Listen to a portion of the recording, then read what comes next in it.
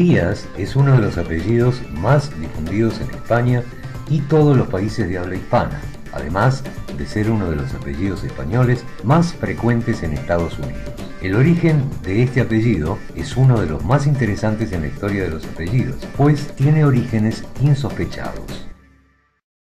Para entender bien su origen, debemos remontarnos a fuentes bíblicas, al capítulo 25 del Génesis, y a la historia de Isaac, hijo de Abraham, y su esposa Rebeca. Según relata el Génesis al hablar del parto de Rebeca, cuando se cumplieron sus días de dar a luz, resultó que en su seno había mellizos. El primero en nacer fue pelirrojo y tenía todo el cuerpo cubierto de vello. A este lo llamaron Esaú. Luego nació su hermano, agarrado con una mano del talón de Esaú. A este le llamaron Jacob. La palabra semítica Jacob significa mano en el talón. En hebreo, yad es mano y akeb, talón.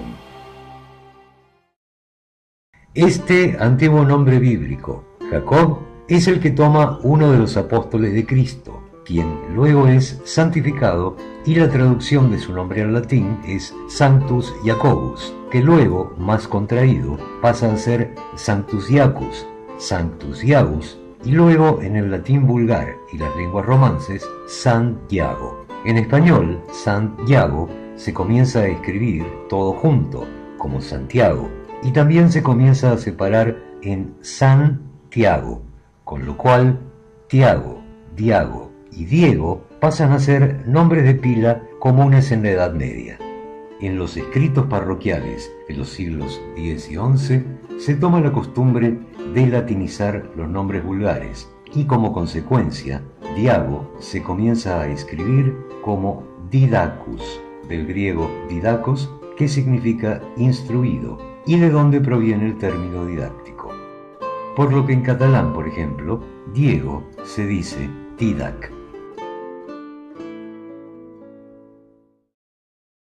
En el lenguaje vulgar del siglo IX, en ese castellano que recién se estaba formando, a los hijos de Diago o Diego, siguiendo la costumbre española de agregar el sufijo patronímico EZ, hijo de, para determinar una filiación, se los comienza a apellidar Diagues o Diegues, que luego se contraen en Díaz o en su variante Díez, como hijo de Diago o de Diego.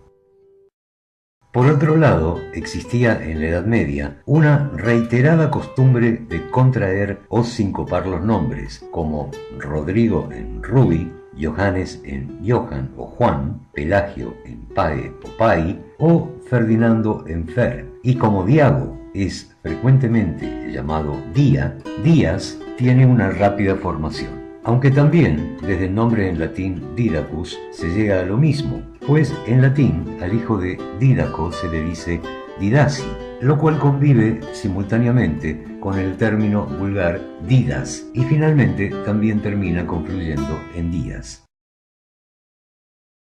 Veamos en antiguos documentos, que son los que nos dan la luz sobre el desarrollo histórico del apellido, cómo evoluciona a través del tiempo. En el año 804, en una donación a la iglesia de Valpuesta, hecha por Alfonso el Casto, se pueden ver en este documento cartulario los firmantes del acta, en la que, como todavía se mezclaban las formas vulgares con las latinas cultas, encontramos al apellido escrito de todas formas.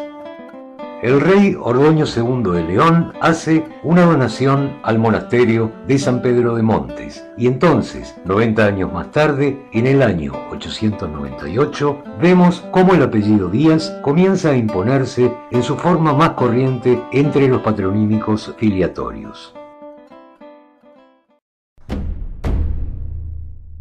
Quizás el más famoso portador del apellido Díaz sea el Cid Campeador, don Rodrigo Díaz de Vivar.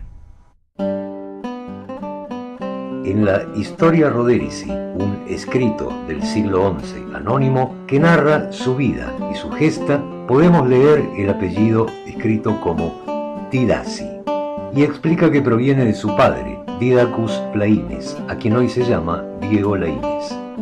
En su carta de arras, que es el contrato matrimonial del Cid con doña Jimena, su esposa, del año 1074, y cuyo original se conserva en la Catedral de Burgos, el apellido figura con su forma más corriente de Didas.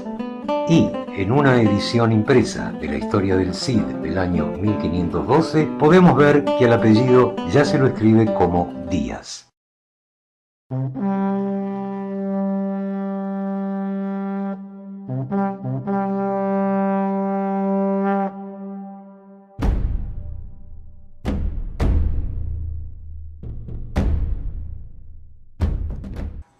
Y de esta forma vemos cómo, desde que un gemelo agarró a otro por su talón, usted o su familia pueden llamarse hoy